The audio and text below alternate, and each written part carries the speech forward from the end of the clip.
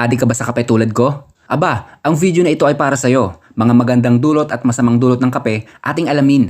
Ang pinakamagandang inumin na kape ay yung brewed coffee or yung giniling na kape. Wala itong artificial na dinadagdag pampalasa at kontrolado mo ang dami ng asukal na ilalagay mo kada timpla. Ayon sa pag-aaral ng Food and Nutrition Research Institute, ang kape ay nakatutulong para mabawasan ang mga cancer cells tulad ng breast cancer, cervical cancer, prostate cancer at lung cancer at marami pang ibang uri ng cancer. At nakatutulong din ito para ma-enhance ang ating brain at malaking tulong mabawasan ang Alzheimer's disease at Parkinson disease. At ang laging payo ng mga doktor, huwag sosobra sa 3 baso hanggang 4 na basong kape ang iinumin sa isang araw. Ikaw kabayan, nakakailang kape ka sa isang araw? Comment mo naman. Huwag masyadong papasobra sa kape. Baka imbis na benefits ang makuha sa kape, ay kabaliktaran nito. Masustansya din ang rice coffee. Pwedeng gawin lang sa bahay at maraming sustansya ang makukuha. Ang pag-inom ng instant coffee tulad ng mga 3-in-1